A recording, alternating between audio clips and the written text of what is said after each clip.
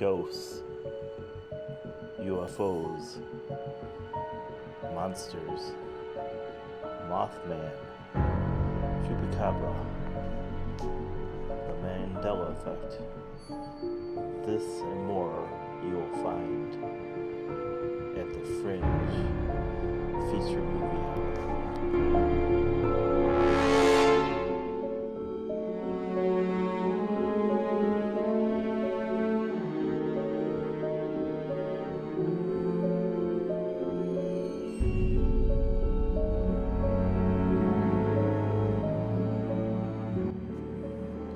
All this and more at the Fringe feature movie hour. I will try to scare the pants off of you. Enjoy. Good night.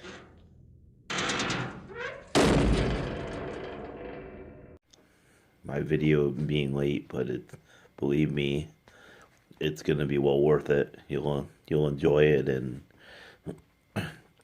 on October 13th, I decided that I wanted to come forward with my experiences with, aliens and everything else. I guess it's time. Everybody has a time limit. I've survived 40 years of this planet. It's time for me to come forward and come clean. And I'm done keeping this on my chest and keeping it a secret. So I just want to disclose everything that I know, and this is all I know. And I have no more tricks to play. Anything else? This is what I'm about to tell you soon is my life story, and I call it Legacy of Blood, which is the title of the book I started writing this year. I got like 35% of it done, which is about, I don't know, I can't remember how many words. It's quite a bit of words. I mean, I'm waiting for an opportunity in my life to rewrite it someday, maybe when my life's not so chaotic, when things are better and quieter, because my life right now is just insane. And when I can get those things together, like every writer should, I will finish the book out for you, and it has the information I'm disclosing, to you in the video, as well as more. So you'll definitely enjoy it. My life, personal story, and the legacy of blood of my family, which I've been told, happened in the past, and my ancestors and everything else. I'm sure, like every other story, there's always more to the story, and I'll never know what that more to the story is. Maybe I don't want to know ever, but it goes to show, when an archaeologist digs something up, he thinks he's got the whole scoop on a civilization or a people or a culture, but he's just approaching the tip of the iceberg. We're all complex, unique people, and we all have our stories to tell. Even the ancient Egyptians and the Mayans have their story to tell, and God knows what that is, but I'm telling my story. I hope you enjoy it. Maybe a little late. Me, it takes Sunday and Monday till it uploads. Usually I do Saturday, and it's too big of a file for me right now to handle. I don't have a computer, so I gotta do what I gotta do. And when it gets to you, I guarantee you should enjoy it. If not, I understand. I don't care either way. This is my life story, and this is what happened to me, and I don't want to keep it a secret anymore. I don't. It's a heavy burden to carry, and I don't want it to be mine, and I'm done with it. If it gets me killed or not, I don't care. See you next Saturday, folks. With God knows what I'll bring forward. I already brought out most of my tricks, so I'll have something creepy for you out there next Saturday. See you later. Bye. Good evening, folks. Say hello to Ted. This is the Fringe feature movie hour. Tonight, I'm going to discuss my alien abduction and alien experiences. But first, I need to get back to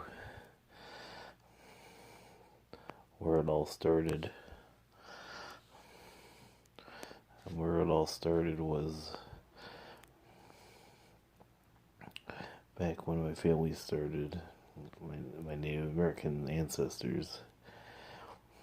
From what my family has dug up, my father, I'm related to a John Van Gilder, because my name is Gabriel Van Gilder, and that's my true name. And John Van Gilder was like the Captain Kirk of his time period. I mean, he really took no shit from nobody.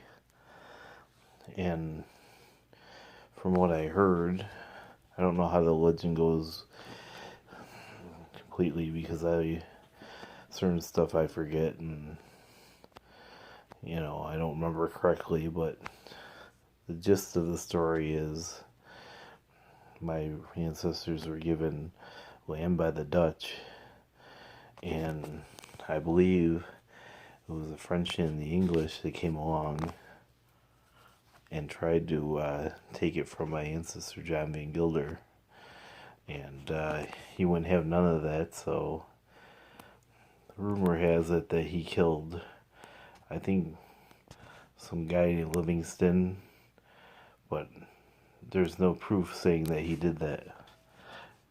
And I believe it's Livingston, I can't remember. And I believe that family is very livid, and they hate my relatives, and they can't stand, they think he got murdered by my family, which, if he did, that's okay in my book, because, he was there first. He was given that land by the Dutch, and this other fella, I think Livingston, I can't remember his name, he was basically being an instigator, a busybody, a troublemaker, and he was just trying to, probably more of a claim jumper, or I believe that's what you call them. Yeah, he wasn't a very good man if he's trying to steal the land under my relatives, my ancestors' thumb. If he was,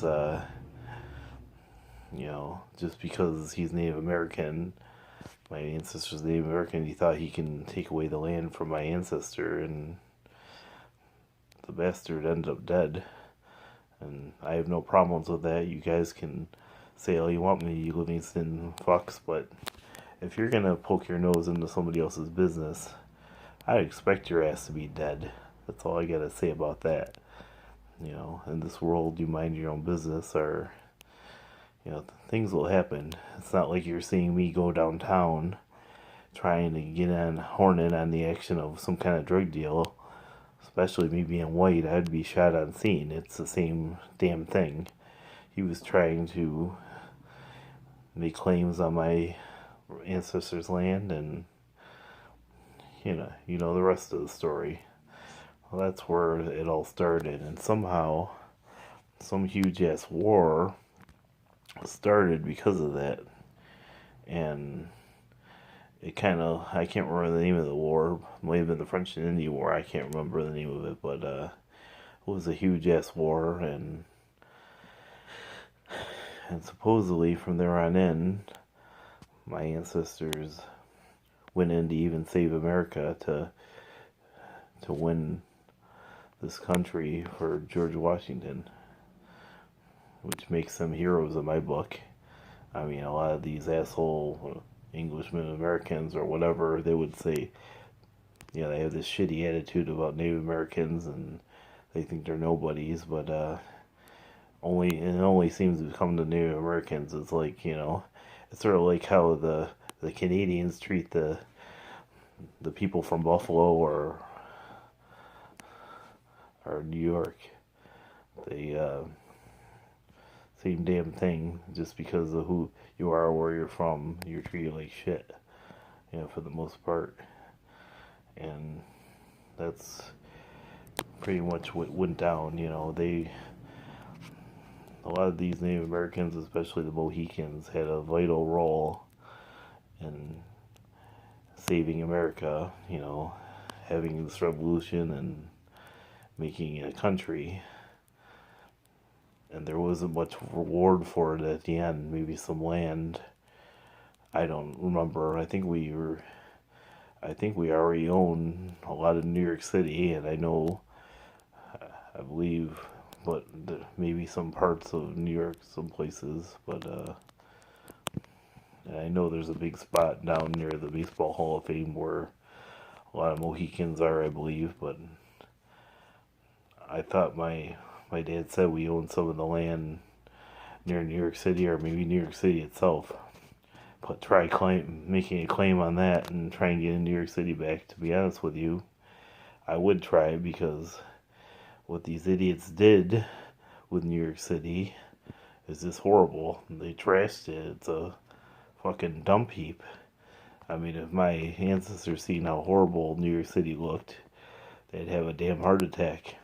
So maybe it should change hands one of these days, some of these towns and cities, and come back to the rightful owners, because the caretakers obviously are taking care of them pretty well.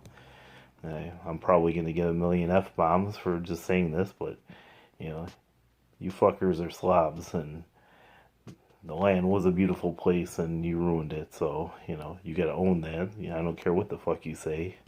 That's the way it is, and not more I can say about that.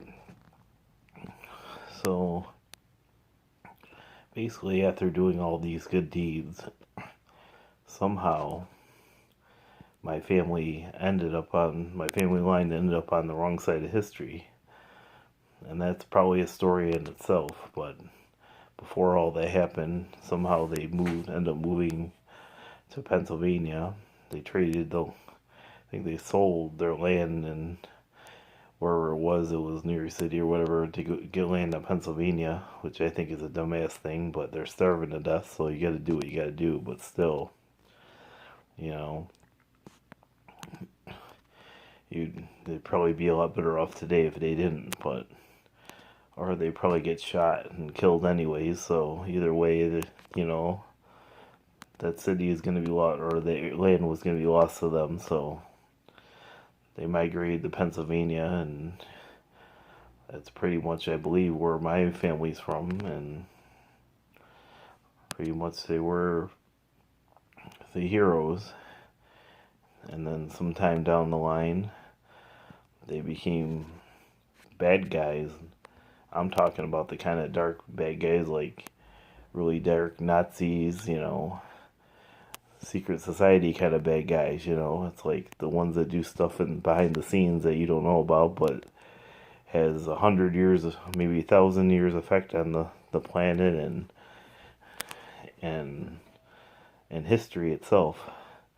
I mean, somehow my ancestors got involved in this, and it basically brought upon some kind of dark karmic debt upon my family. Either that, or being associated with this group, which is, I only know, called the Cabal. I guess it's the same group as the New World Order or the Illuminati.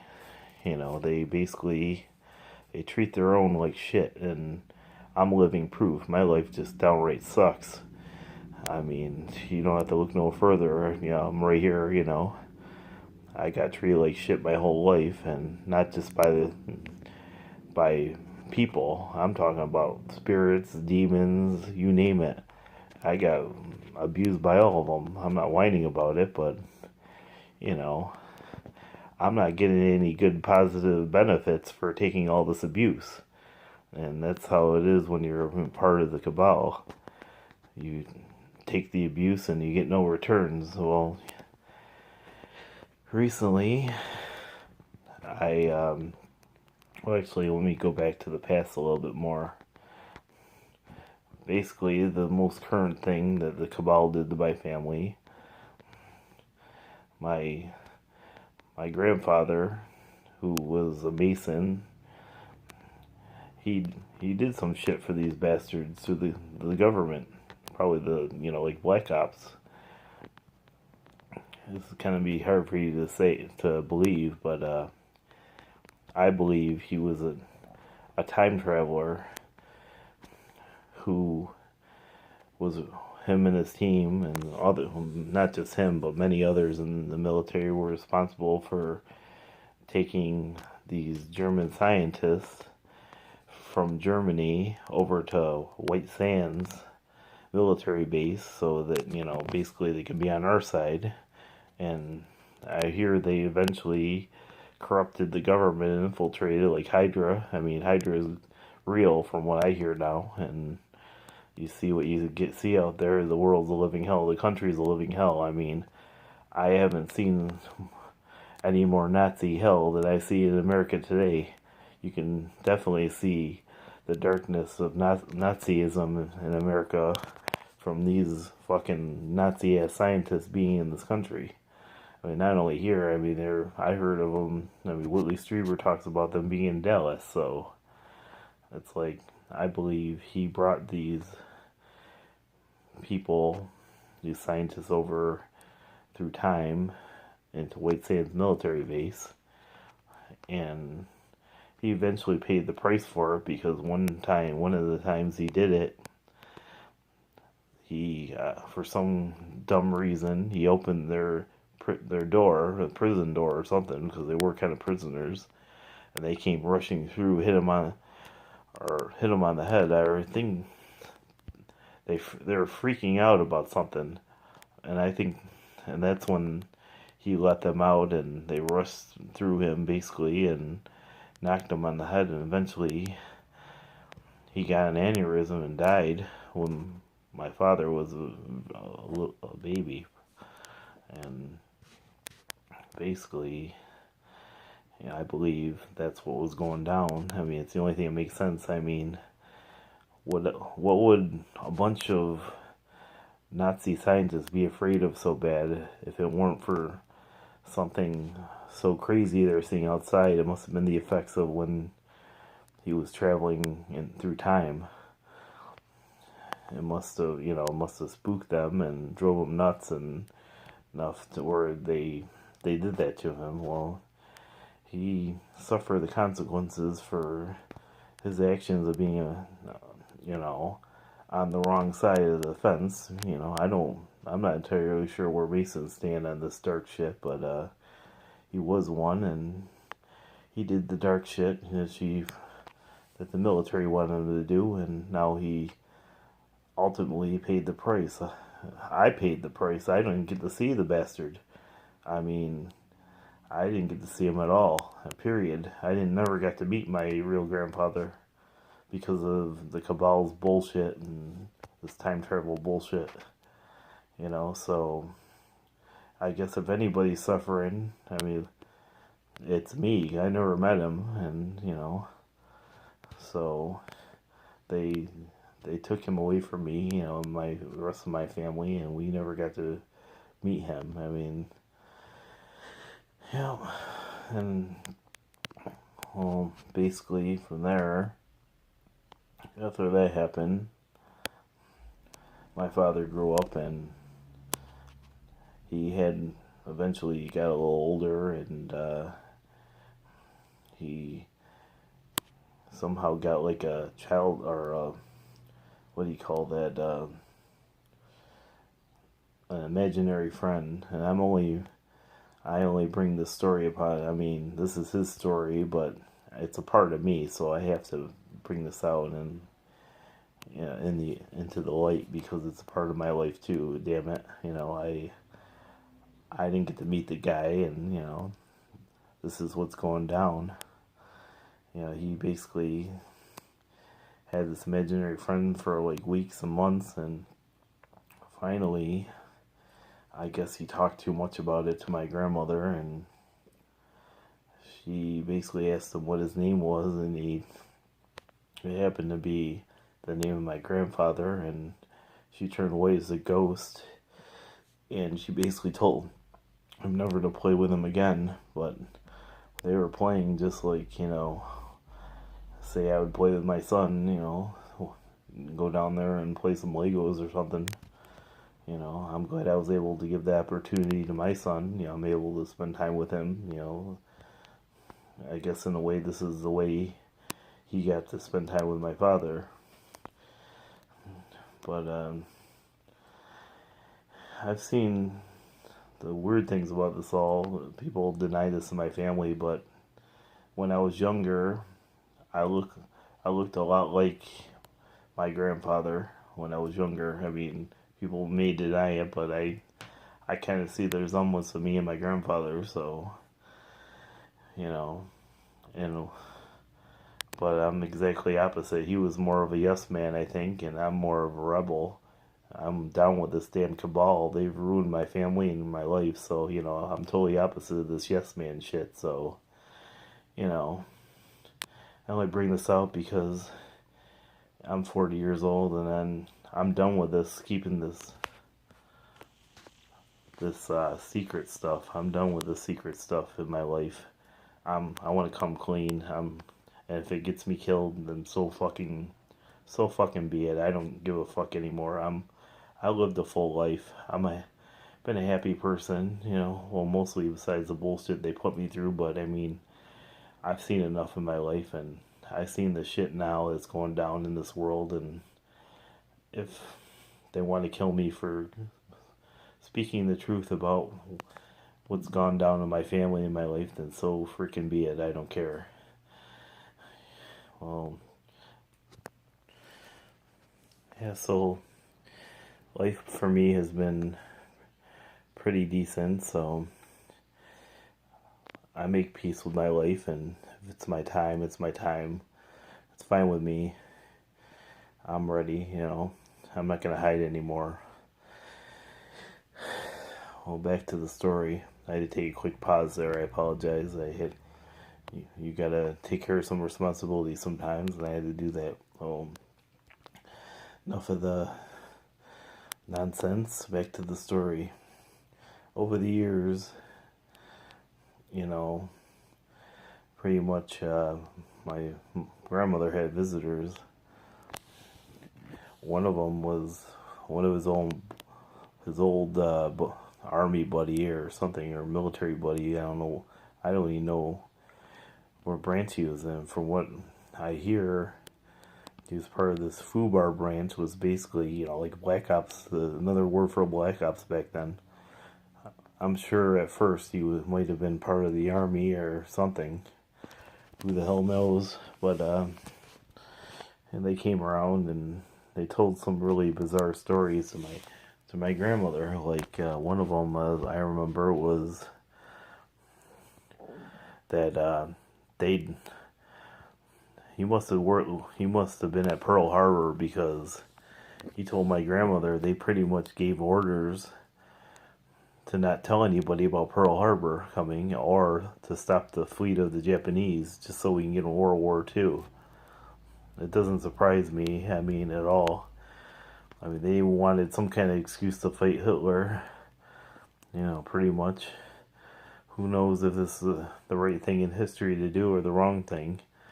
I know Americans were pretty stubborn, even now, to do anything, but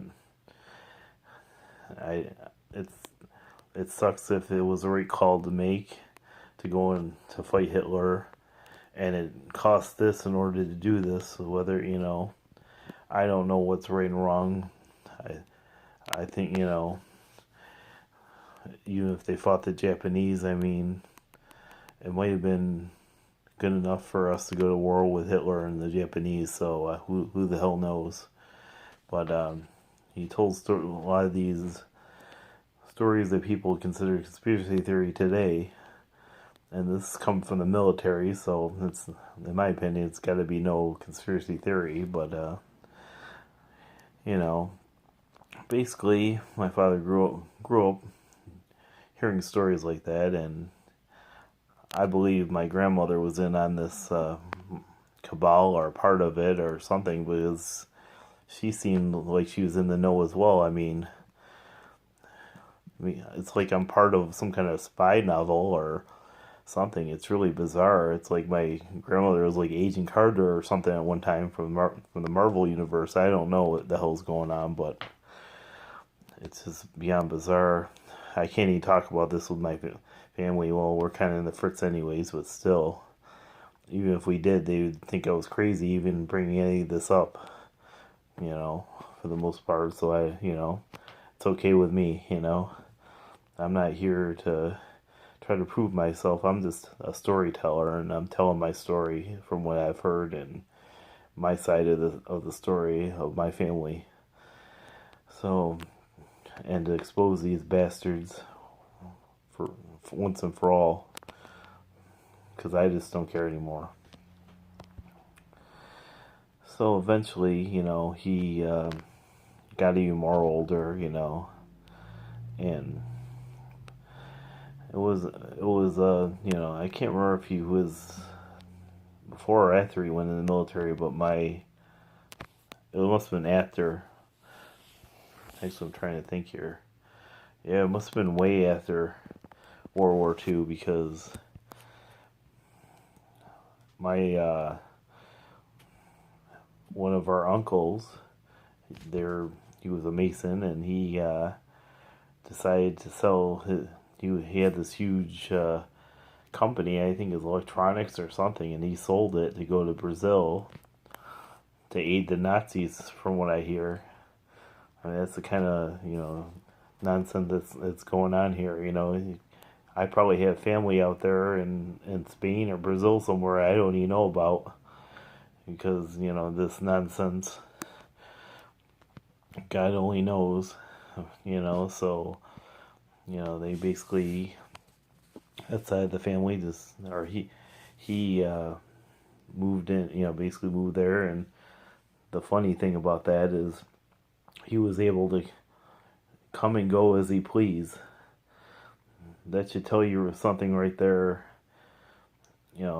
something really big. It should tell you that this country is rigged. That if a man that is helping the Nazis out can come and go as he pleases in this country, sort of like conveniently some of the other people throughout history were able to, without even batting an eye, like Lee Harvey Oswald. I heard he left the country to go to Russia like 2 or 3 times, and nobody batted an eye. And this is during the Cold War. It would be like the same thing today if somebody left and, I guess, went to Russia because we're not on good terms, and came back several times. We'd kind of bat an eye at them, and maybe because we're not. I'm okay with. I don't have anything against them, but our country is really not getting along. Our countries aren't getting along right now. It's just, eventually, the uncle, he eventually came to a funeral. One of my relatives, I can't remember who it was. It might have even been my grandfather's. I don't remember. But he basically, and my grandmother questioned him, how were you able to get into this country without getting into any trouble or getting arrested? And he replied something like, basically, they don't bother me or anything. That, like I said, again, that should tell you something right there about how this country is really a lot of stuff going on behind the scenes, But a lot of you, I don't have to tell you that, So, my father eventually grew up, and he was recruited by the military, and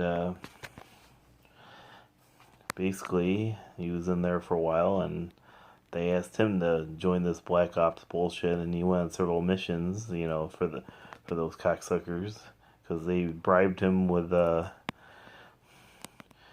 chance to meet his father.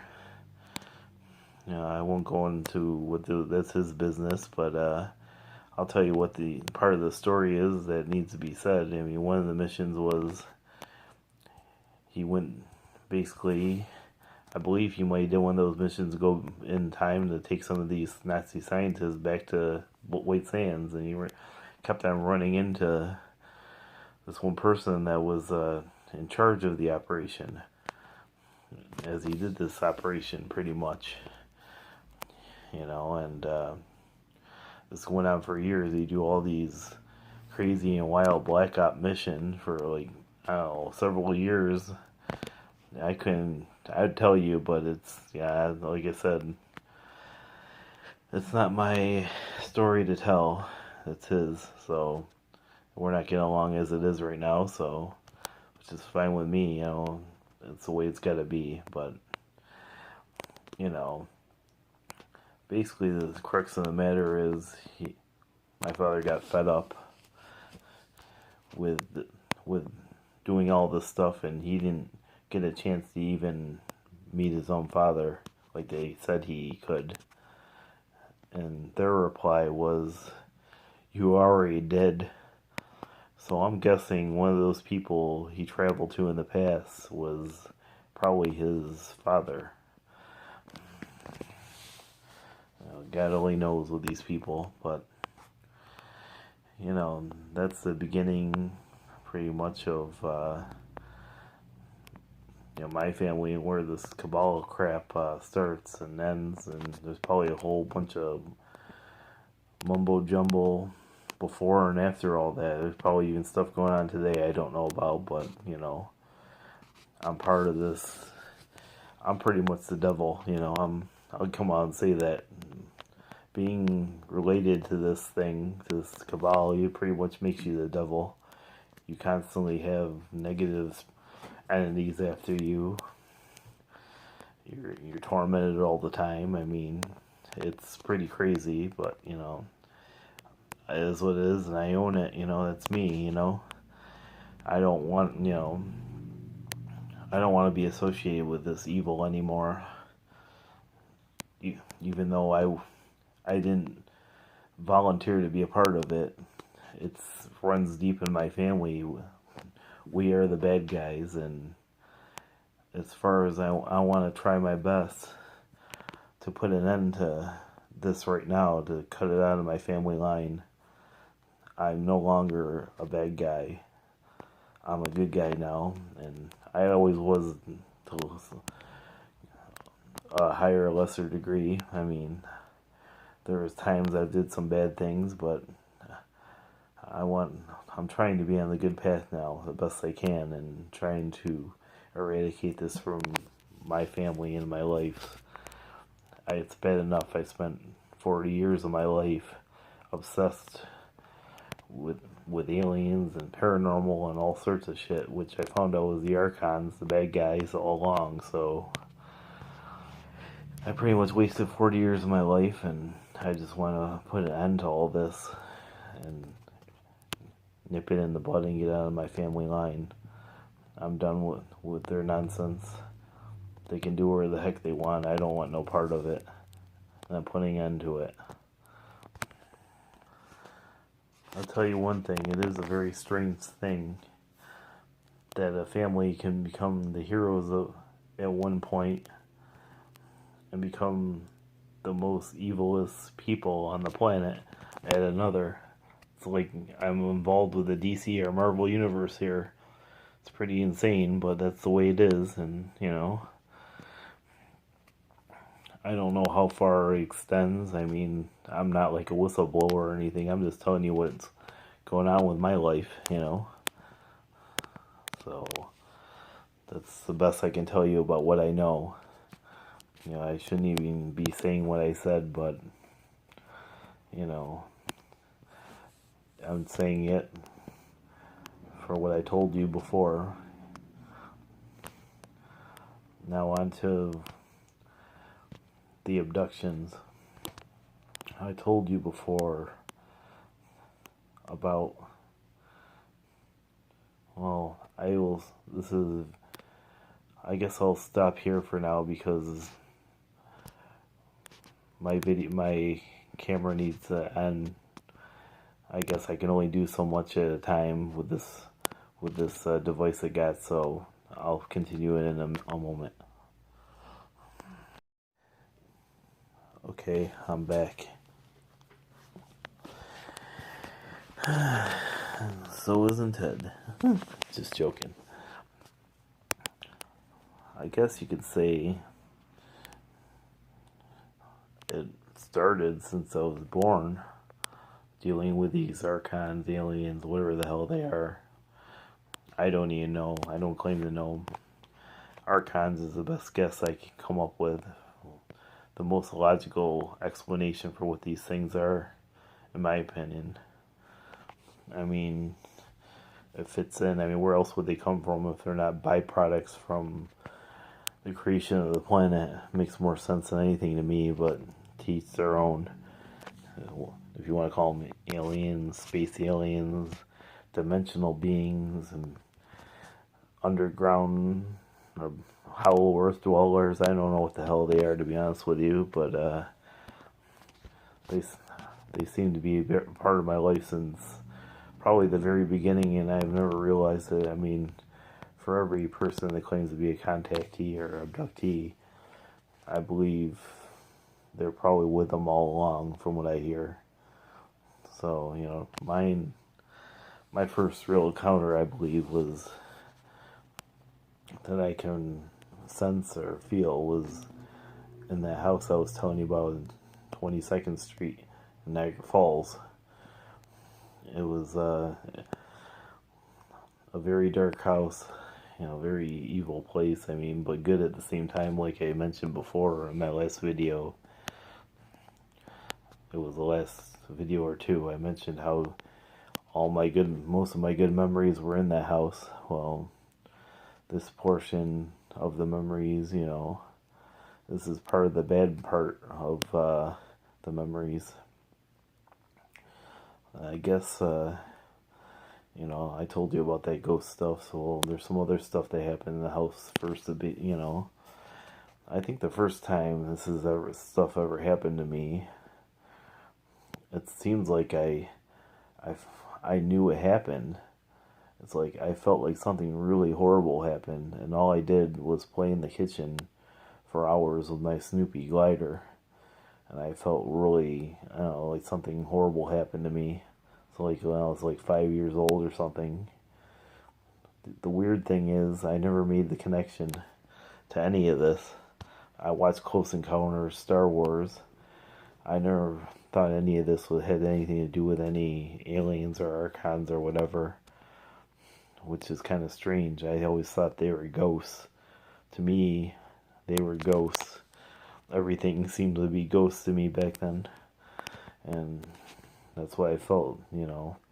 My cousin Tammy came over that day. It must have been the night after, and I'll get into that later. What happened that the night before, or whenever it happened.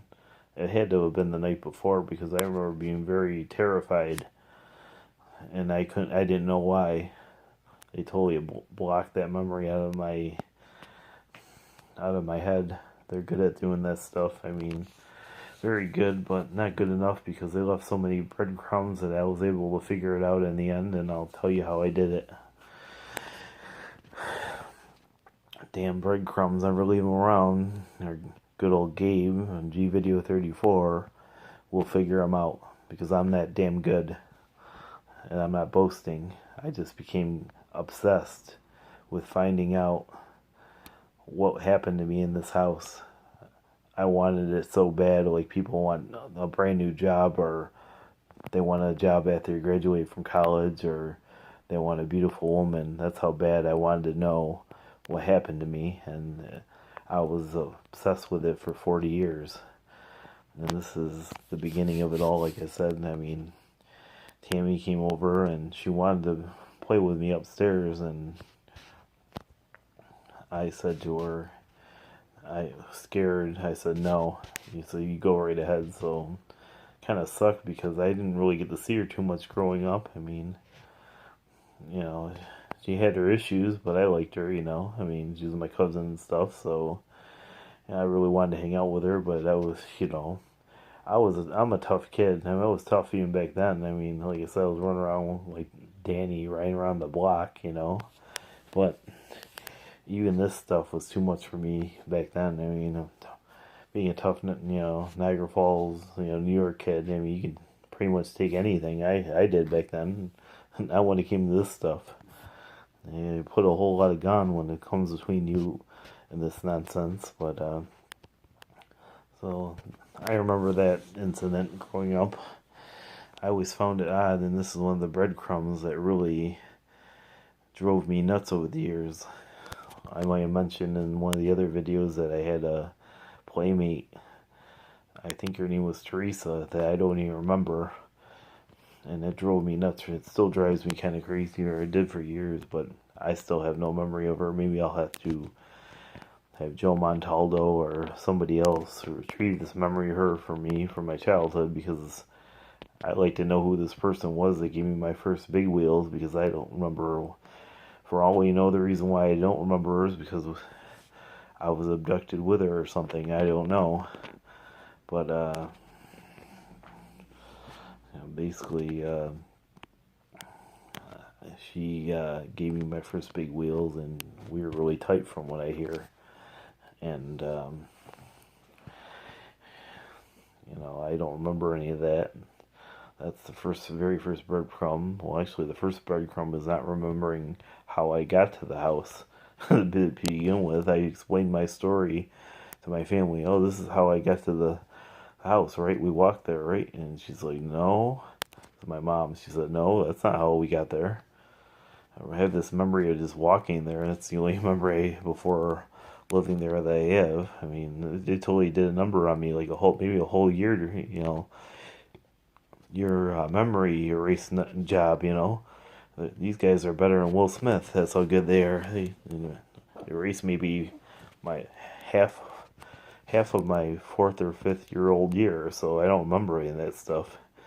They're damn good. Or at least it seems like. Whatever they need to erase it for, they got their shit done, and, well, most of it, till later on. I mean, basically, I think what I remember the next event that happened was, I used to be a crazy kid. I mean, it still baffles me to this day how I'm not dead, but I used to ride the tricycle down the stairs in the attic, and this attic's really fucked up or basement, I mean, because they had a shower in it. What shower today is in a basement? I just find it odd even today thinking about that this basement had a shower in it. It's really bizarre. And my mom was taking a shower down there, and I just wanted to hang out and be with her. I was like, hanging out I remember her taking the shower in the dark too. It must have been because I think it was really sunny out, so she didn't really need any lights for some reason. So I was just sitting there waiting for her to get done, and I see the shadow of this shaggy-looking bastard in the window. I mean, he looked like a creature out of Scooby-Doo. He had a big head, short, shaggy hair, and he's peeking around places. And I guess my dad answered the door, and he asked for an old army buddy. I mean, I might have said before in the last video that he swore he looked like he was 6 feet tall, but he morphed into 20 or 30 feet. I don't know how to explain. That's how he explained it to me. I don't know how to really picture that or process that, but that's how he said it. But I kind of messed up. He opened the door after being knocked on, and a wolf answered the door. This asshole had a Nephilim, or where the fuck he was, alien. He had a goddamn Zentradi from Robotech. I mean, he had a fucking dog with him, answering the damn door with a dog, and the idiot, that's the kind of craziness this house brought on. I don't know what the hell was going on with this house, but the guy finally took off, and my dad claims to this day that the guy was so tall that basement window was 8 feet tall at least. I'm like, I don't know. It's in the basement. I kind of find it hard to believe that it was 8 foot tall window, but I'll take his word for it on that one. To me, I don't know if it's that tall, but I could be wrong. I don't remember the house too well.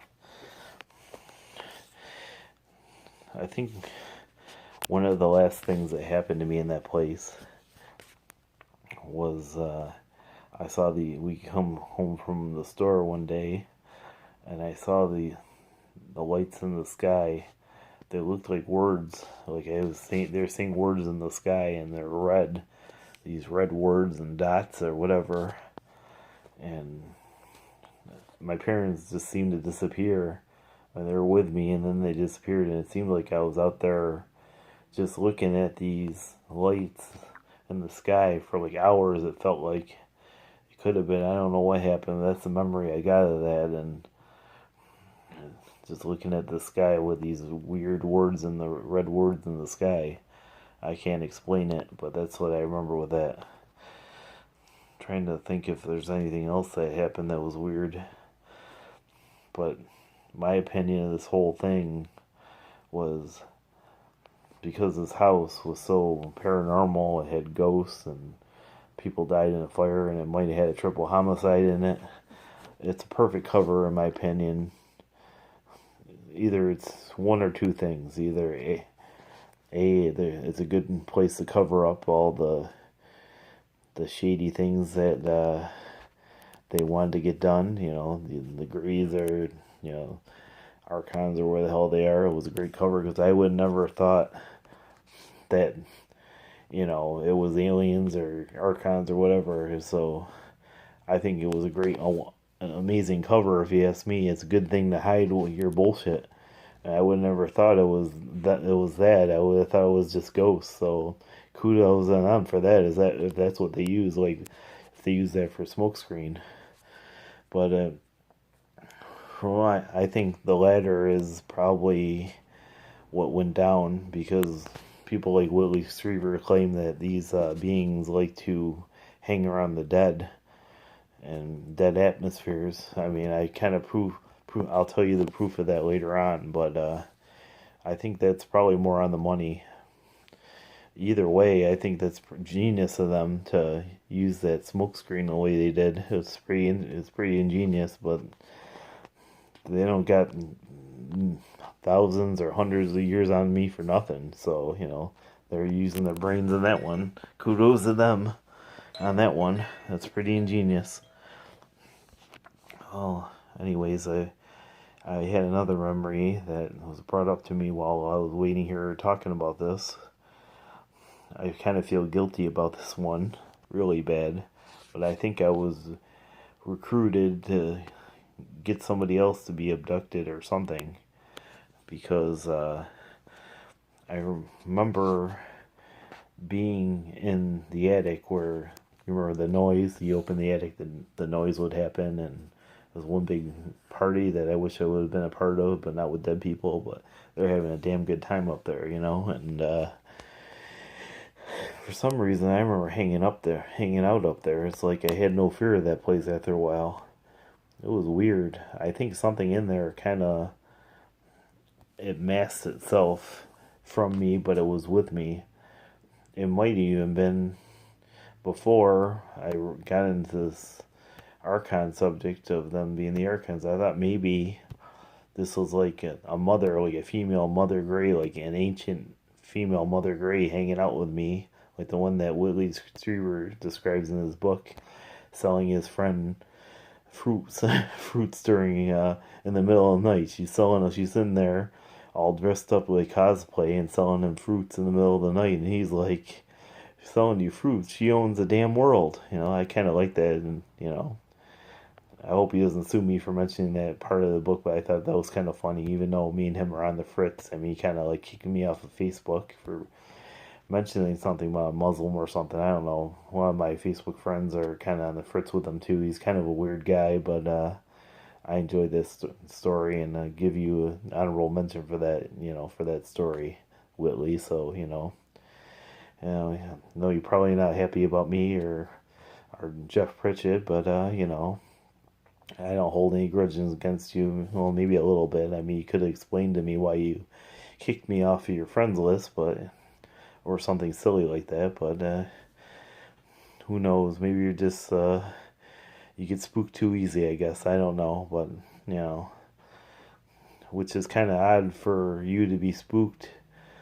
You know, like that easily by me making a few comments about Middle Easterners when look at the field we're a part of, dude. I mean, you're that spooked about me talking about a few Middle Easterners, and you know, I can't remember what I said something positive about Islam, and next thing I know, I'm getting kicked off his Facebook page. So I don't know what went down. Who the hell knows? And I don't care if you want to be a turd like that. Go ahead, dude. That's it's up to you. You know, whatever. But anyways, I think I was with that. He doesn't own rights to the mother of the Greys, so you know, I mean, she's everybody, so he can't sue me for that one. I mean, even though he says it happened to him, it can happen to his own owner. I mean, she can hang out with anybody, and maybe that's what happened. I don't know, or maybe some other entity that was hanging with me in the attic, but I don't know if I was prompted to do this or you know, or what, but I called up a little boy from up in the attic, which is kind of creepy since that place is like the most creepiest place in the house, and I'm calling this boy up there, and I'm hoping nothing happened to him when I called him up there. Yeah, I apologize to you. I don't even remember who you were. You're just some random neighbor kid that I called up to the attic, and when they probably did God knows what to you. Sorry, you know, who knows. But that's eventually we did end up moving, and thank God it wasn't until very many years later till I had an experience again, and it was great. I mean, the last thing I remember doing in that place, well, actually, before that, let me mention one more thing before that. You know, before I get into leaving the house, there was a huge period of time where we left the house, or before we moved, and we went to live with my, you know, Agent Carter there, my grandmother, you know, my dad's mom. I call her because she knows all this like info, you know. And she had this dog named BG, and she lives with my other aunt named her name, you know, Bonnie. And I remember, oh, before that, before we even left the house, it was like a year later. I had this. My dad brought home this dog, which is my favorite dog of all time. His name's Scooter, and later on down my life, I wouldn't be alive if it weren't for him. And you know, he basically one day I was sitting. I'll tell you about, you know, in our next few years down the line, we were sitting in our next apartment, and I was sitting outside. Sorry for this tangent; it's got to be told. I feel like telling it. So, and I was playing with my Star Wars figures. I must have been like 8 years old, maybe 10. Mind my own damn business, and I still hate this breed of dog to this day because of this. I can't help it. They did try to kill me, so they're on my shit list. Like Chris Jericho has a list. I got a list with these with these damn breed of dogs. The breed of dog was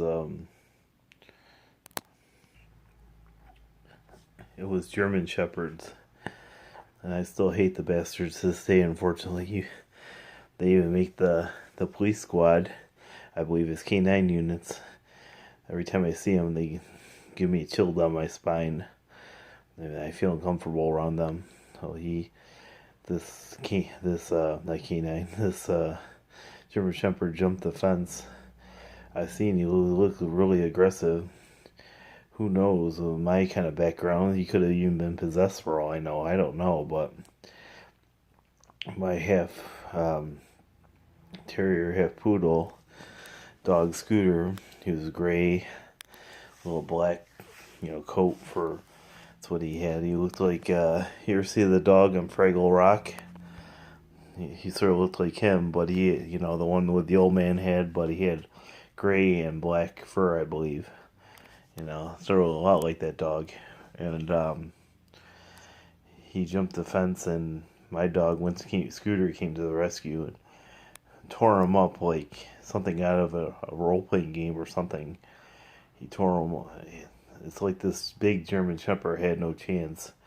My dog had the fighting spirit of like Rocky or something, but he tore off his ear. I've never seen. It was like almost like that cantina scene from Star Wars. I mean, they tore into him, tore off his ear, and he ran off. I've never seen something so ferocious and evil right in front of me. I mean, not the fact that he was saving my life was evil. It's the fact that it seemed like the whole thing was just evil. That this dog coming to try to kill me was kind of seemed like it was an evil thing. But I don't know. Maybe it's just the way things are.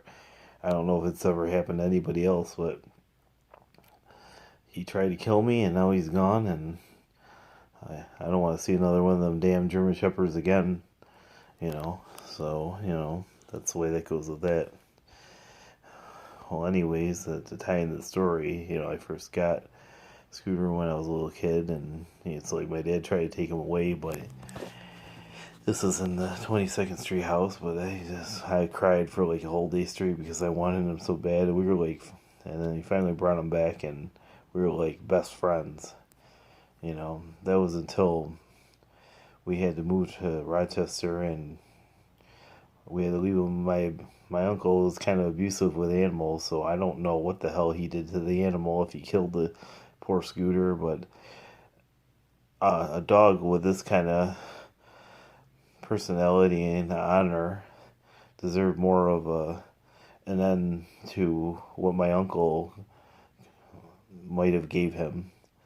He deserved like the Medal of Honor for saving me. I mean, being like, this dog was better than most people I've ever met, and I've never even met people as good as this dog was to me. So that's how good he was. I mean, even my so-called best friend in high school, he wouldn't even have my back during a fight with the bullies.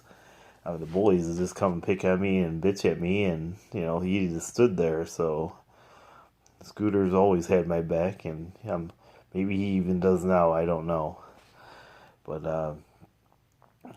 that before we left, or basically Scooter came with us. That's why that's where I was going with this, to my grandmother's, and every so often, when there's somebody at the door, Scooter used to race this dog named BG, that is my grandmother's dog, to this door, and it was kind of funny. It's like a rivalry going on. There's this tension that I felt between my grandmother growing up back then, and even between the two dogs. It was like Russia versus America type deal. Even back then, it was like a Cold War thing going on between my mother and my grandmother. It was pretty crazy. You can just cut the tension with a knife. That's how crazy it was. This is how messed up it was. I mean, I live with them. This is getting part of the story, so basically,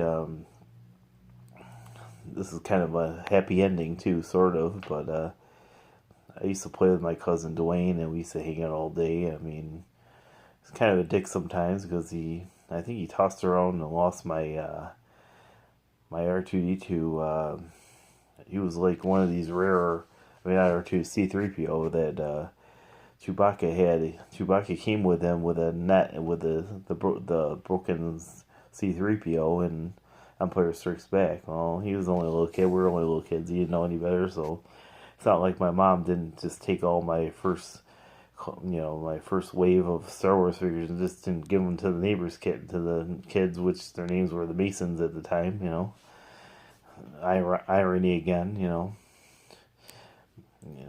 Pretty much Mason's taken away my life to begin with. I mean, and there's this family named them, and they're taking away my Star Wars figure, and they probably put their kids through college with those Star Wars figures, those first wave Star Wars figures. But that's another story. So it's not like those figures even mattered anyways, because they're goners to begin with. So, well, we used to play. He took me over to neighbors' houses, and because my dad had to go I guess there's a lot of drama with that, but the crux of the story, he had to go out west to find a job with my grandfather, and basically, he's kind of my step grandfather, but to me, he's like my real grandfather, that type of deal. I mean, he's just as real to me as he was the other one, I love them both equally, I haven't, even though I haven't met the other one, he was a good guy to me. He's always been good, and I kind of miss him. But he went out with my father out west, and we were stuck there for like months. The whole summer it was seemed like when I was a kid, just hanging out. It was I was happy. Months later, one day when he finally came back, even though I learned a little life lessons, like I seen what a caterpillar looked like for the first time, and some other stuff, and I learned what horrible sons of bitches family can be. I should have took that lesson then and applied it to life as an adult, but my dumb ass doesn't know any better, I guess. Rock for brains, I would save me a lot of trouble in the future, but, basically my dad ended up coming back, and one of the things, this is kind of crazy, but I was actually cheering somebody. I think he finally came to the door, and he finally beat to the door, and I think he tore into him and made him bleed. To me at the time, I was cheering because I hated that damn dog. I know it's the wrong thing to do, but I hated that damn dog, and I was glad he tore into him. My scooter, he was messing around. I mean, like I said, this is pre kicking the German Shepherd's ass. He still was a fucking fighter back then, but he's the best. My dad came home and he's talking to my family, and my cousin for some reason decided he wanted to play hide and seek, so I chased him.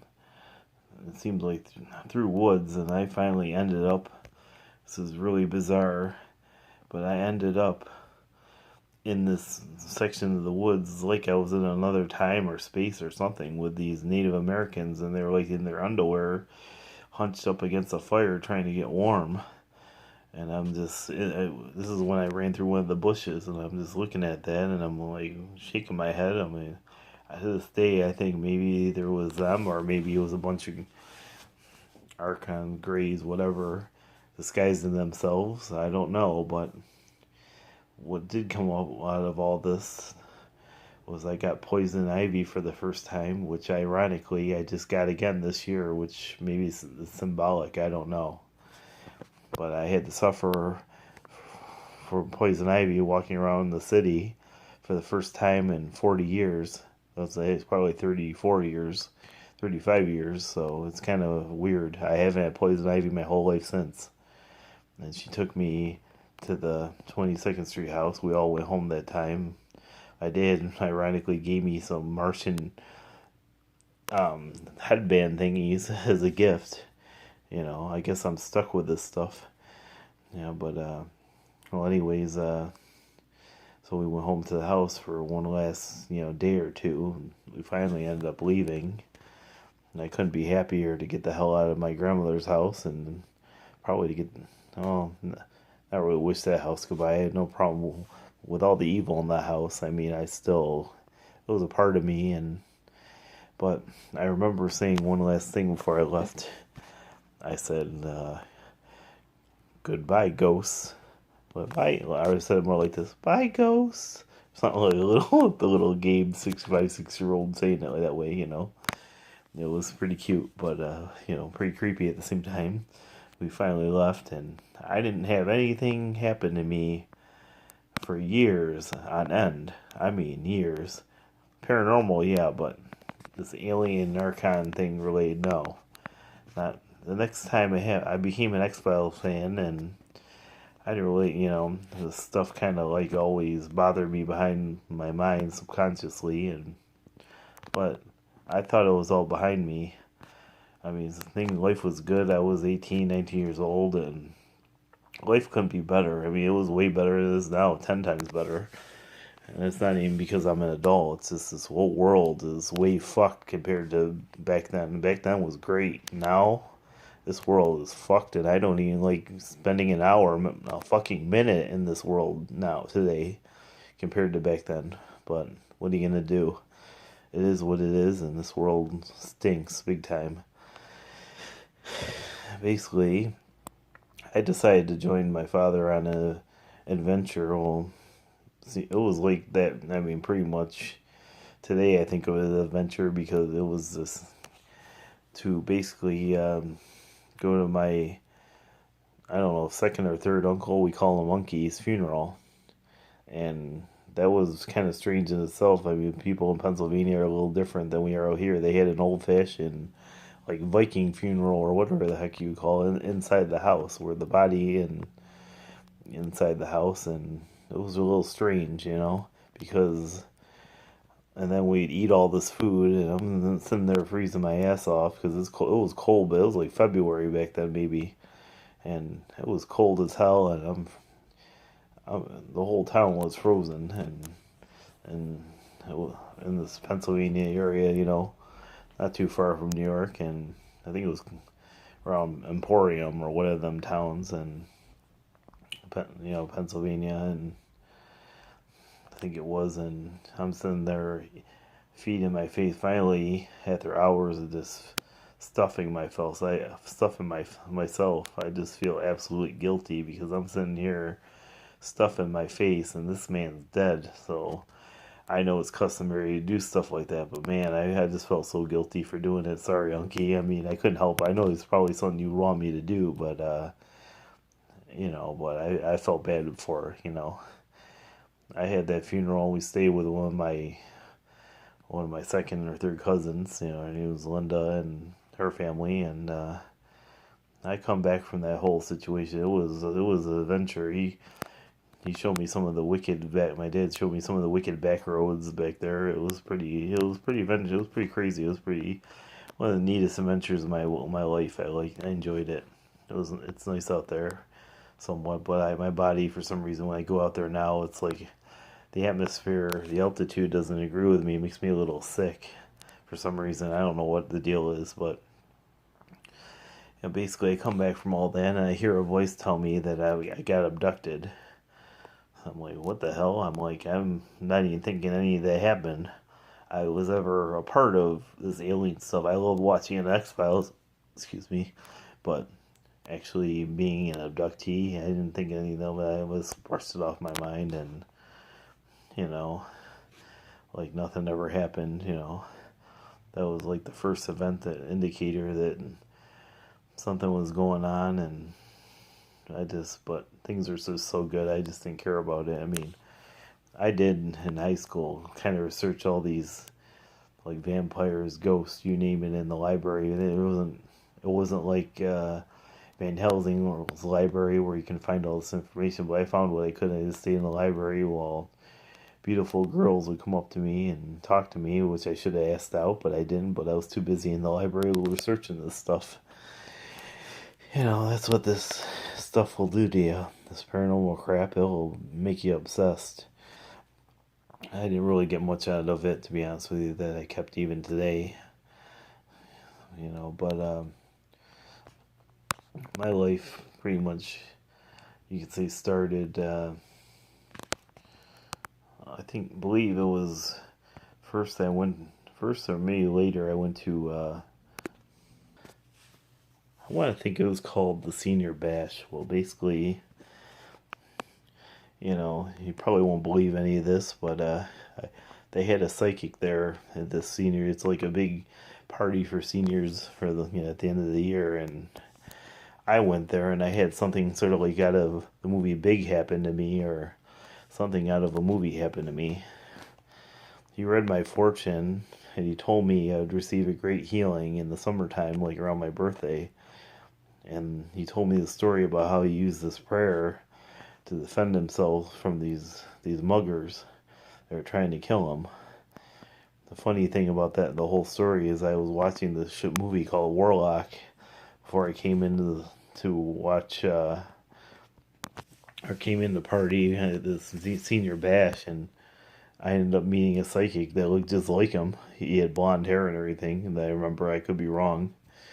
Who the hell knows? who or what he was, but whoever you are, thanks for the reading. It didn't end up coming true till I worked at a job called, I don't know if I should give a plug to this place, but it was a pretty cool place. It's called Drew Manufacturing.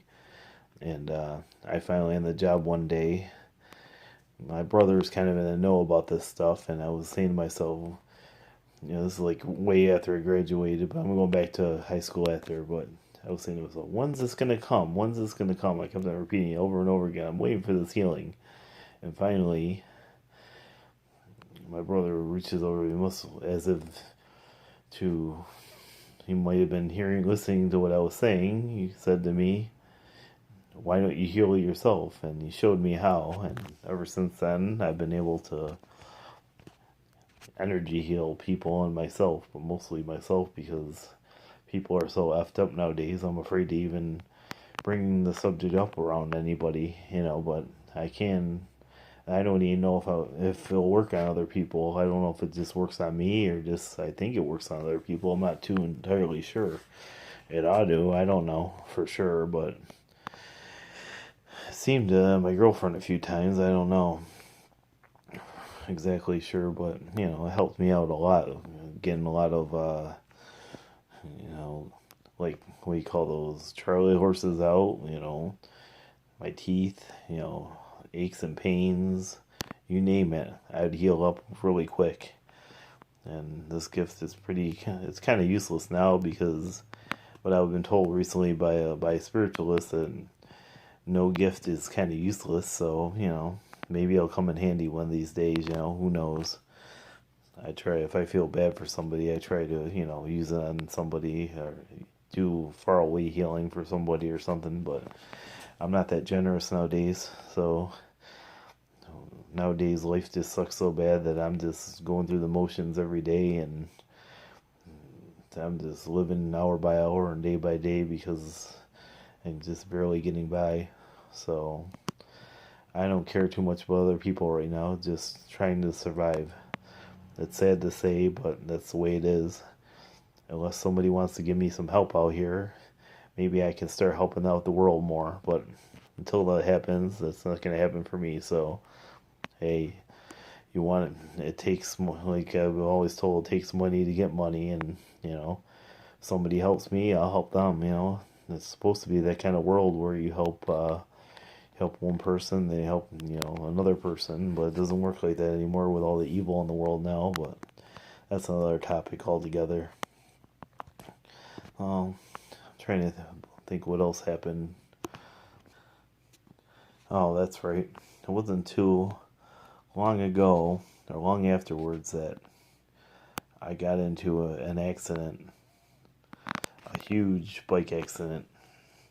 I went to go eat some pizza with my brother, and I was feeling really happy about doing that, hanging out with him. And it's like I had a week off before I graduated. Yeah, I almost died before I graduated, by the way.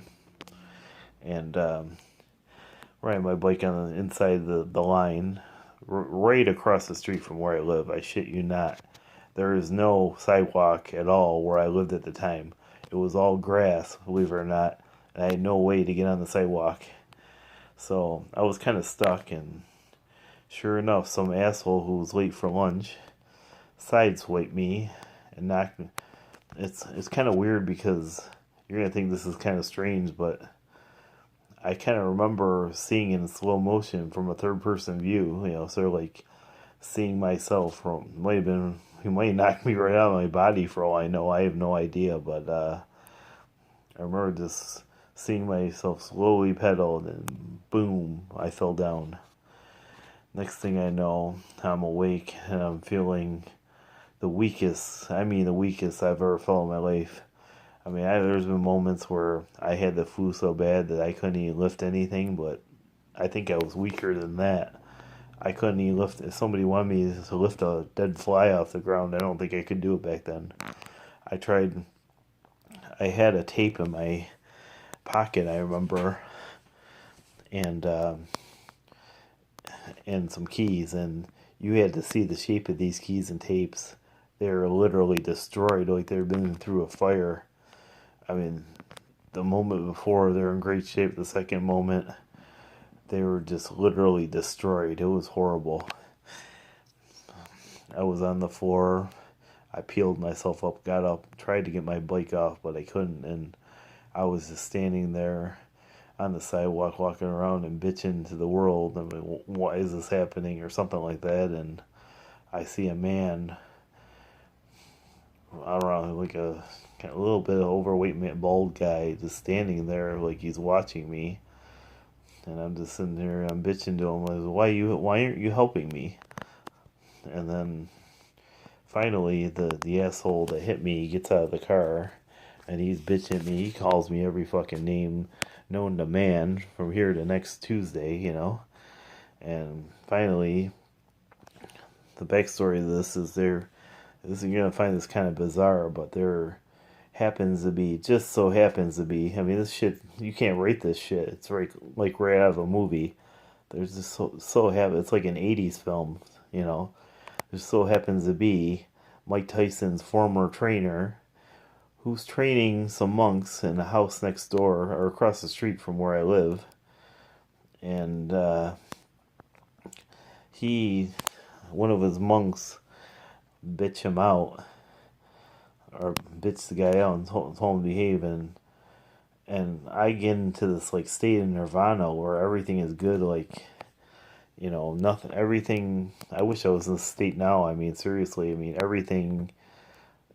There's no problems. I had no problems back then, but it's like nothing bothers. Is You're in a state. It's hard to describe. It's like a state where nothing bothers you. Like you have no problems. You're in a state of total wonderment and goodness, and nothing can bother you. It was just the best feeling I've ever felt in my life. I'm sure that's how the people who pass on feel. It's just so good.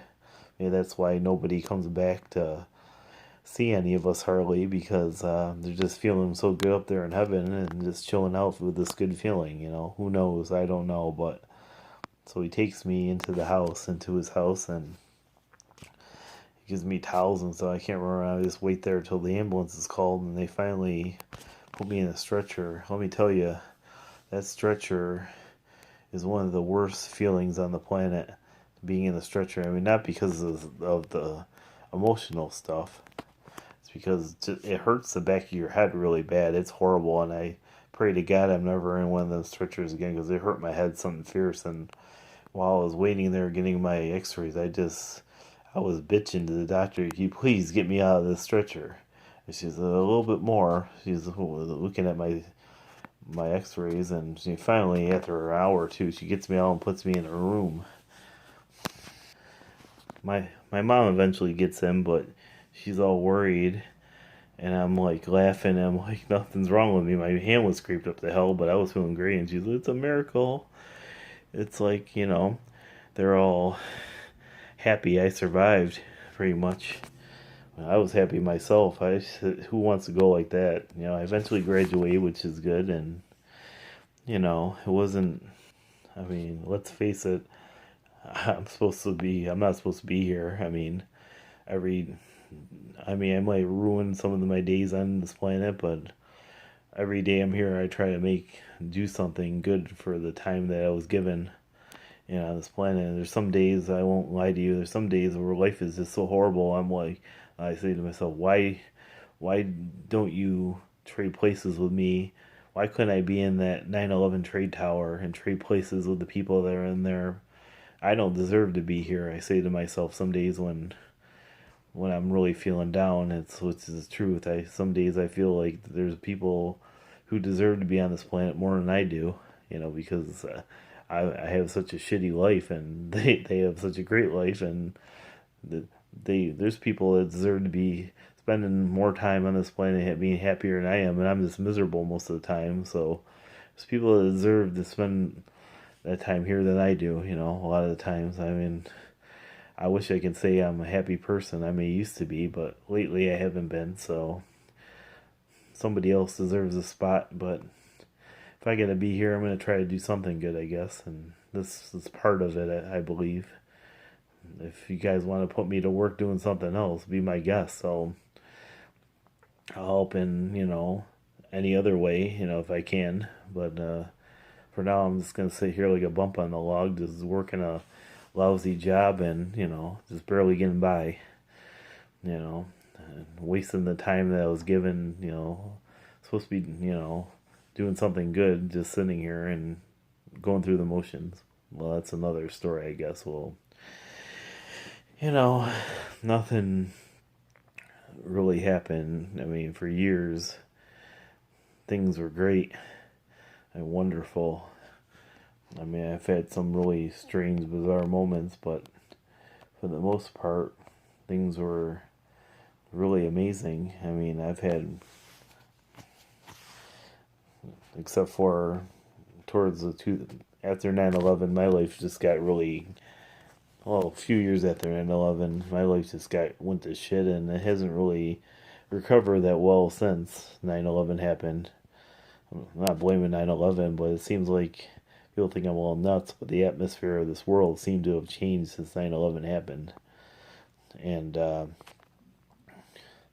I changed as well, I guess, and I got myself fired from my one really good job. I mean, that ended up closing down, and it ended up laying everybody off anyways. But I mean, I lost my really good job, and I had to move back to Niagara Falls here, which I was in Rochester, and I hung out there for a few years. And as bad as it was, I mean, it still was pretty good.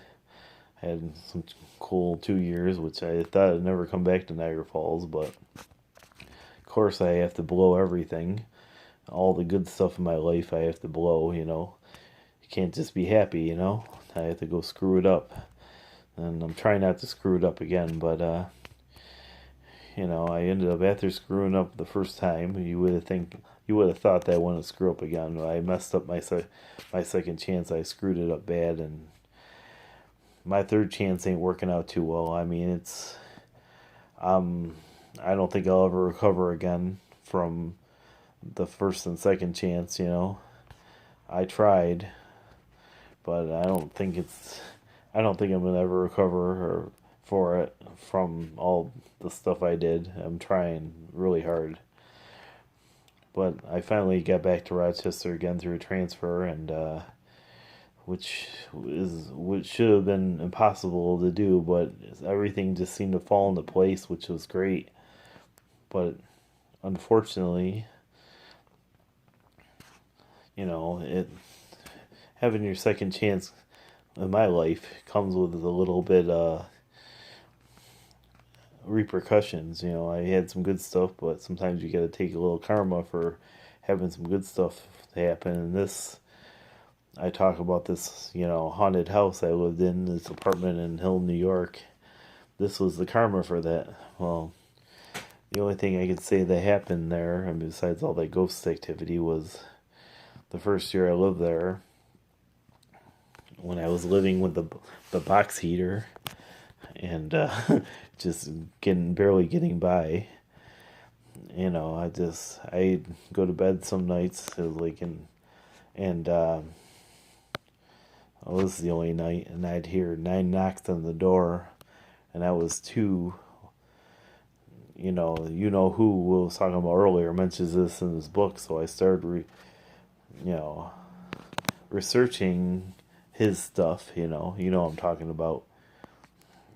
WS. I've been started researching his stuff, and I found out this 9 knock thing has to do with the Archons or the aliens or whatever. And I was too much chicken shit. I was too chicken shit to answer the door to go out and investigate. I won't lie.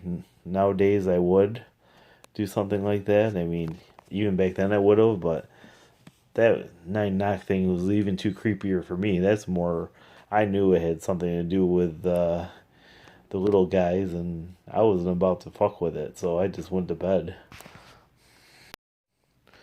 Yeah, I guess this alien thing wasn't going to end, because I had a friend at work, and she used to take me into work.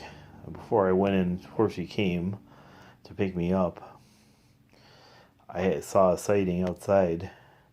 I saw this white light flying around sporadically, back and forth, and I saw this looked to be like a helicopter or airplane chasing it. Like you hear stories sometimes about the military chasing down UFOs and stuff. This was definitely one of them. I wanted to stick around to see it, but god damn it, I had to go to work, and I still regret it today. I had to go to work. I wish they had cell phone. I mean, decent cell phone cameras back then. This is like 2007 or 2008, and they had shit back then. So I didn't have a camera on me at the time, or else I would have had some damn good footage. Not that you would believe me or think it was authentic, because you people think everything's a goddamn scam or a goddamn hoax. So I even laid footage out recently, and you guys don't believe it. So what the hell good would it be? But at least for myself, I would know that it would have some good footage, and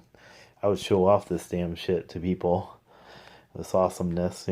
This is a really cool sighting that I seen. And after this happened a few years, or a while later, I I decide I did, what do you call that? Some time with a guru and AOL, like I talked about before, and he taught us the ways of you know, having interactions with the inner child. I decided one day that I'm going to use this interaction with my inner child to uncover the memories of what happened to me in 22nd Street.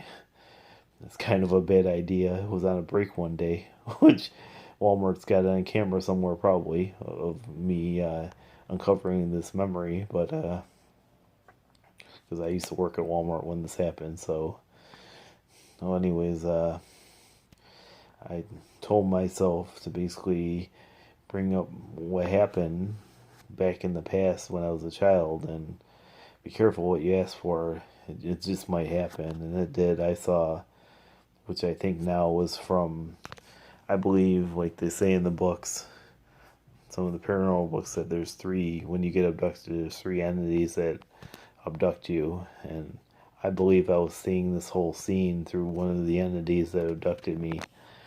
I seen these two silver-suited, big-headed, alien-looking things. They had like spacesuits on without a space helmet that I can see, which is kind of bizarre. Why would you wear a spacesuit without having like one of them glass helmets like Matt Damon would have or something? I don't know, but I don't write this shit, or I don't know how they do stuff there, or in space or inner space or Hollow Earth or where the fuck these assholes are from, But they had the silver suit on, and they grabbed me up like a piece of meat. I remember they say that there are certain kind of beings that are like greys that are like robots, and I think these were the ones that I encountered, the robots. I I saw that happen, and then my brain was about ready to access the rest of what happened, but trauma, it kind of, I think I saw like an operating room vaguely, I think, but then it turned red, and the trauma in my brain just affected me so much, and I just got really, really scared, and I backed out of all this. I mean, I didn't back out of this, my consciousness backed out of it and wouldn't let me view anymore, which is, thank God, I didn't want to view it. It was terrifying for what I felt, whatever it was I was trying to access.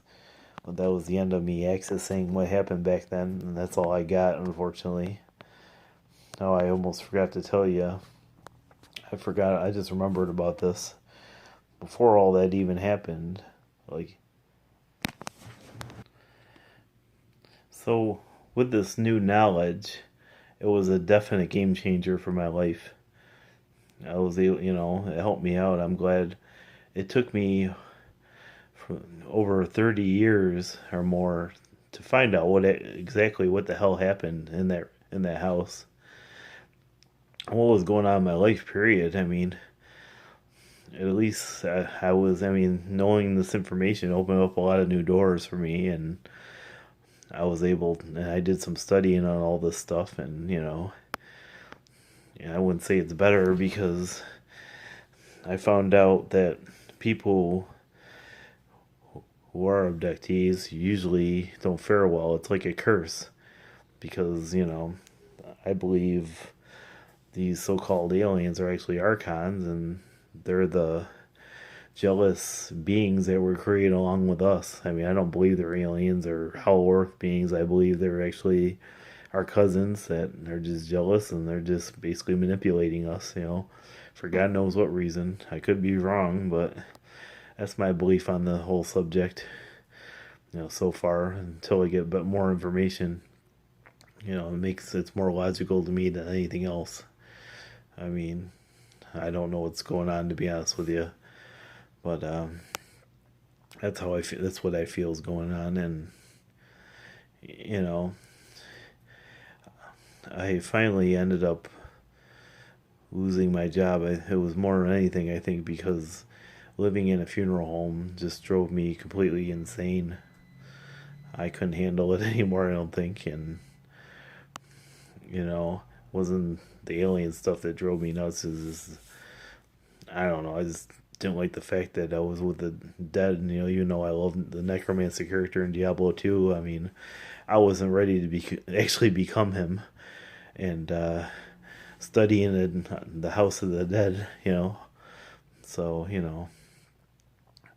I finally fucked up my life again, and I'm here in Niagara Falls now, and I'm waiting for a happy ending. I'm just minutes, 10, 20, half hour away from all these historical spots to me in my life.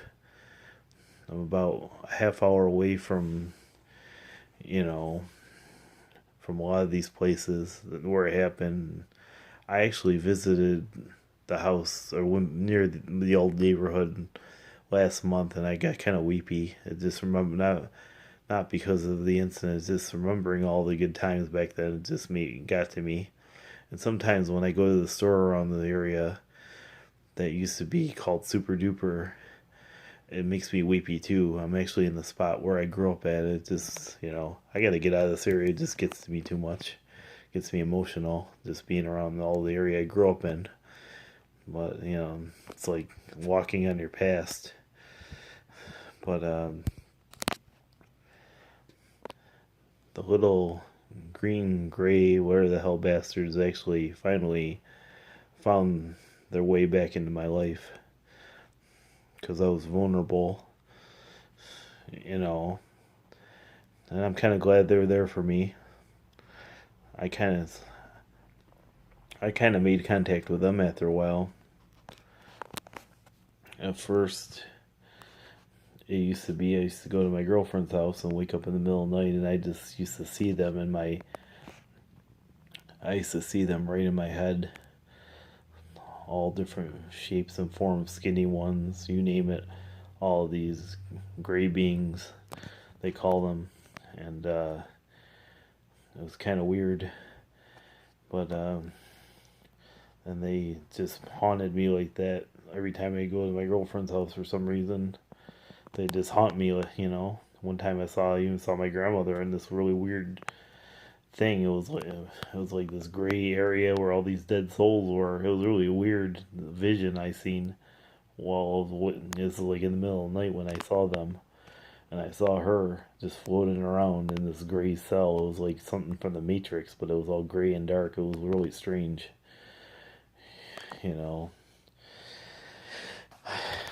I used to go for walks in the park around here to get exercise, and when I wasn't naked trips with my girlfriend, I'd do that. And one time I actually saw this drone, which I think might have had connections to,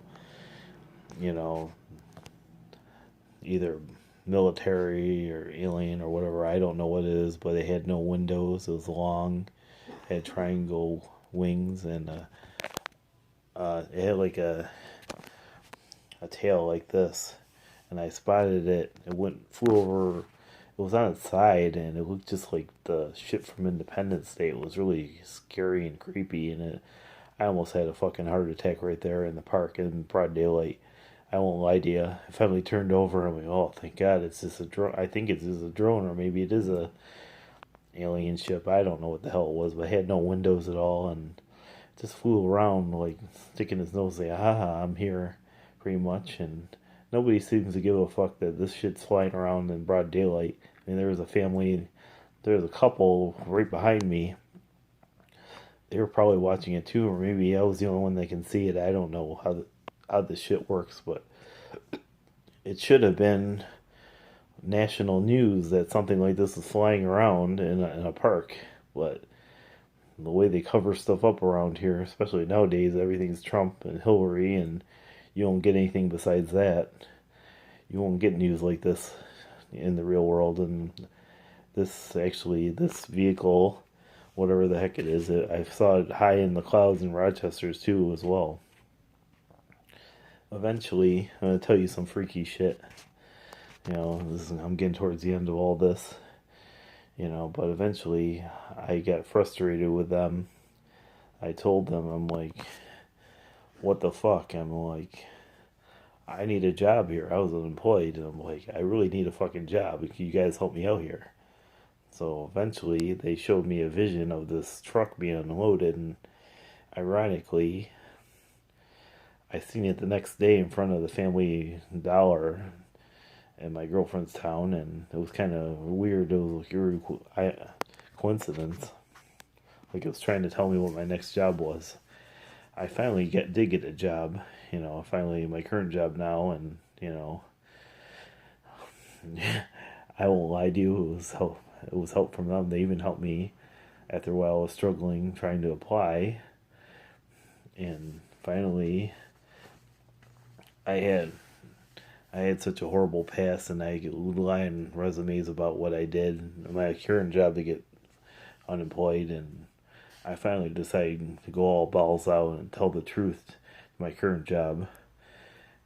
And I said, you guys got to help me out here, because I'm going to go batshit crazy and just spill the truth like some kind of crazy man.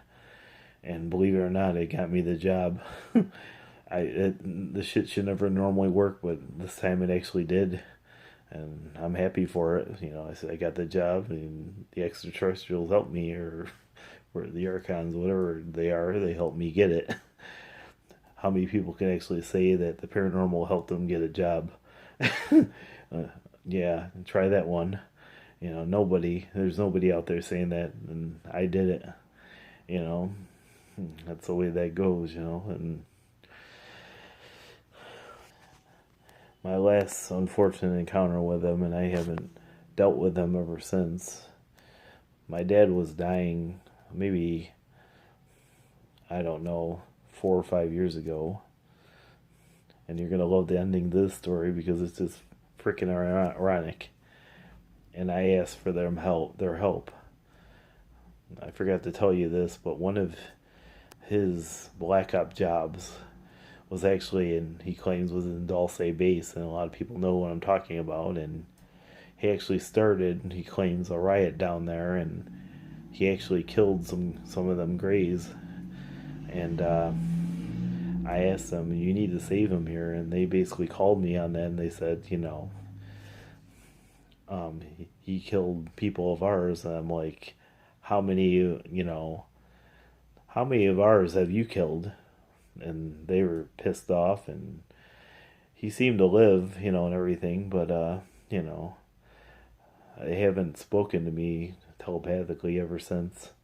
We've cut off all ties. I think I really pissed them off, somehow for that favor.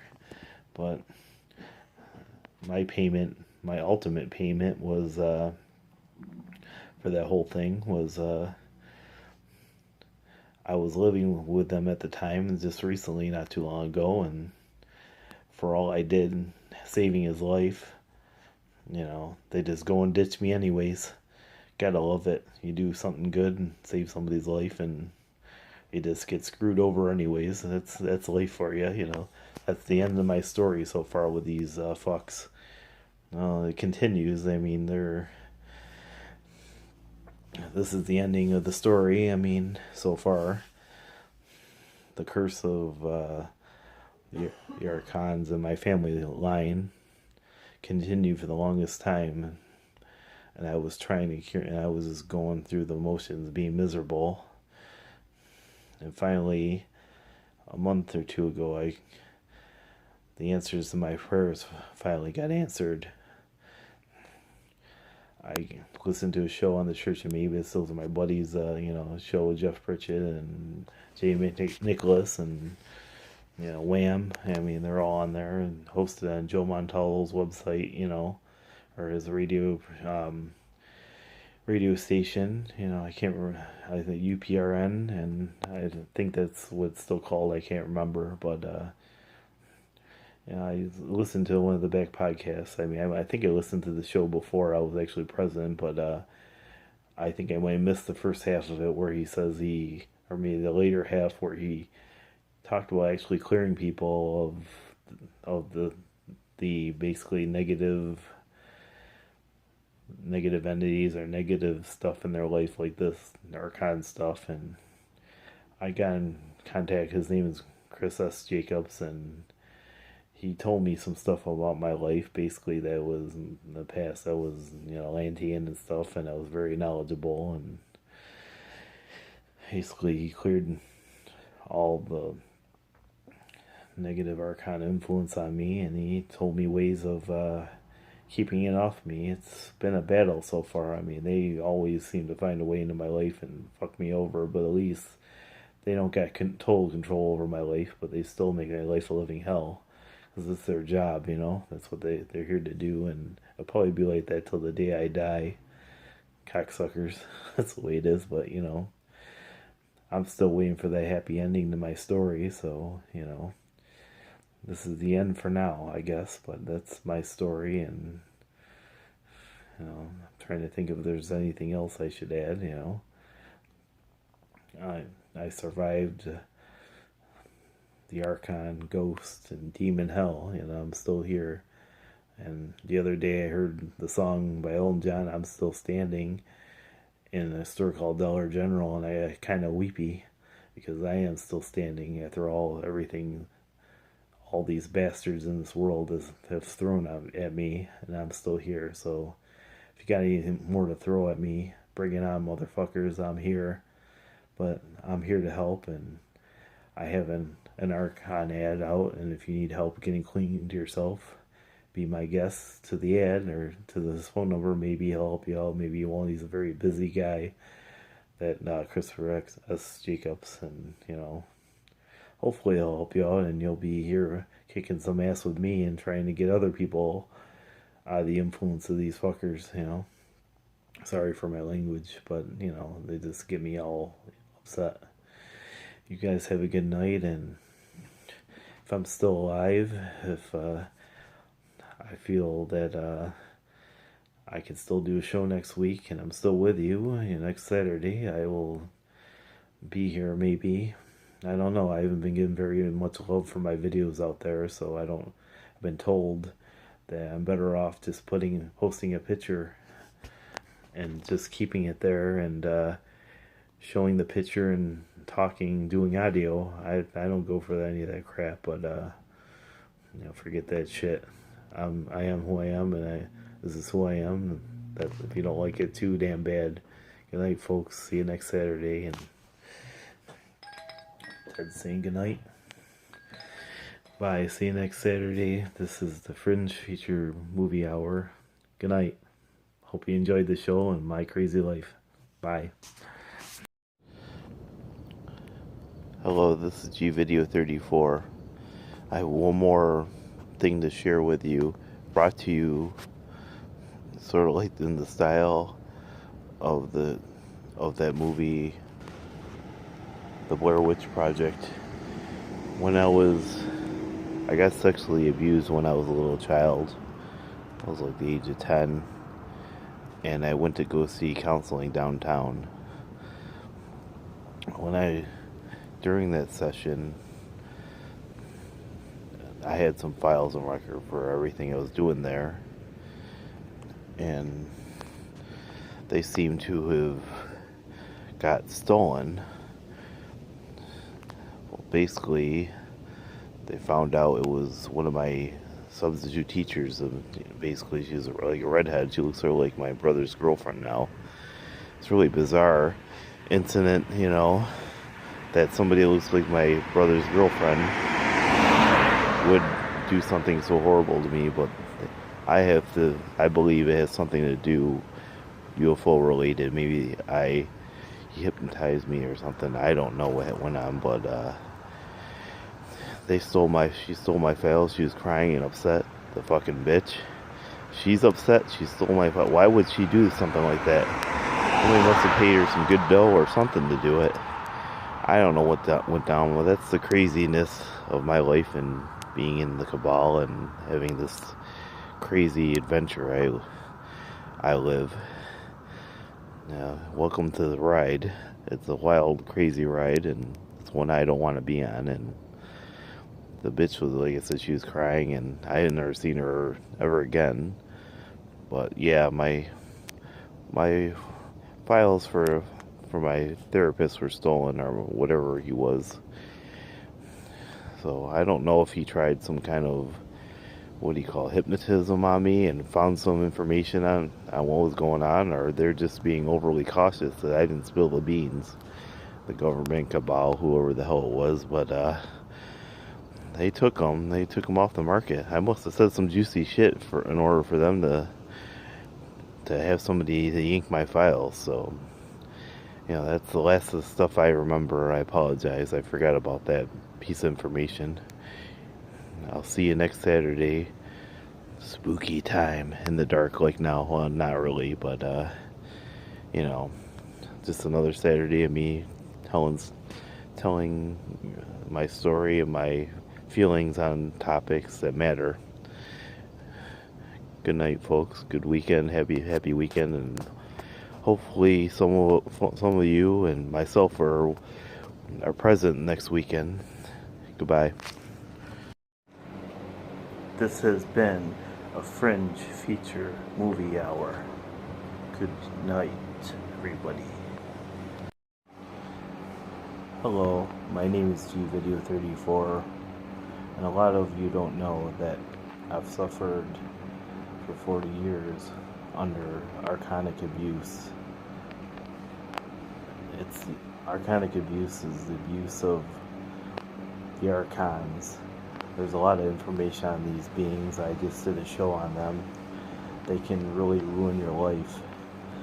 If you feel the need to be free of the Archons like I have, please feel free to get a hold of Christopher S. Jacobs. There's other people probably out there like him that can help you in this manner, but I'll leave you the contact information so he can get a hold of you and free you from these evil bastards. You guys have a great night, and I'll see you next Saturday night as always. Hopefully with a cleaner conscience and a cleaner soul. Goodbye. Ghosts, UFOs, monsters, Mothman, Chupacabra, the Mandela effect. This and more you will find at the Fringe feature movie hour.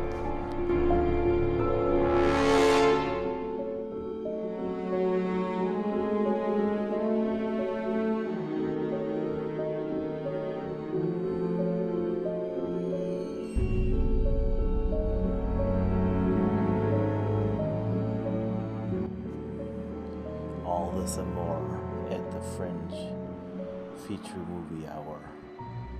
I will try to scare the pants off of you. Enjoy. Good night.